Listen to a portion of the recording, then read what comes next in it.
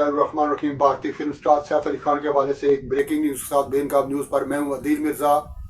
अदाकार पर चाकू से हमला हुआ है जिससे वो शदीद जख्मी हो गए। इस वक्त वो अस्पताल में जेर इलाज हैं।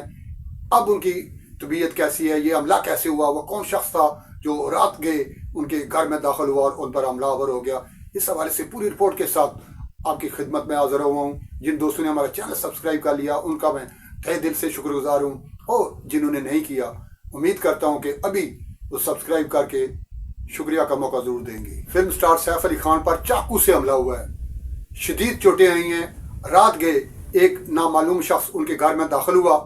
उस वक्त वो अपनी फैमिली के साथ अपने घर में मौजूद थे। बांद्रा के इलाके में उनका ये रहायशगाह है जिस पे वो रहायश पजीर हैं, और अपनी फैमिली के हमरा वहाँ पे घर में वो मौजूद थे जब वो नामालूम शख्स उनके घर में दाखिल हुआ। बताया जा रहा है कि ये रात गए तकरीबन 12 बजे के बाद का कोई टाइम था, 2 बजे के करीब, जब उनके जो मुलाजमीन हैं उनकी उस वक्त वहाँ पे ड्यूटी थी, वो वहाँ पे हाजिर थे।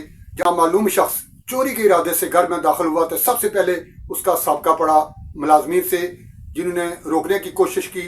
उस वक्त शोर शराबा हुआ तो सैफ अली खान भी बाहर आए, उन्होंने भी मुदाखलत की।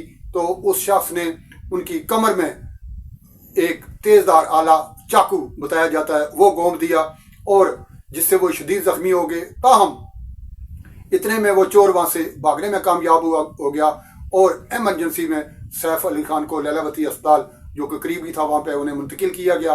और डॉक्टरों का कहना है कि अब हालत उनकी खतरे से बाहर है, लेकिन चाकू के गहरे जख्म आए हैं उनके कमर पे भी, उनकी गर्दन पे भी और उनके हाथ पे भी। उनका ऑपरेशन हुआ है जिसके बाद उनकी हालत संभल गई है। इस वक्त उनकी हालत खतरे से बाहर है, ताहम अभी भी वो अस्पताल में जेर इलाज हैं। पुलिस का कहना है कि एक नामालूम शख्स चोरी के इरादे से उनके घर में दाखिल हुआ, लेकिन मुलाजमीन ने उसे रोकने की कोशिश की। इतनी देर में सैफ अली खान भी वहाँ पे आ गए, उन्होंने भी मुदाखलत की, और वो चाकू बरदार जो चोर था वो उन पर हमलावर हो गया और उन्हें शदीद जख्मी कर दिया।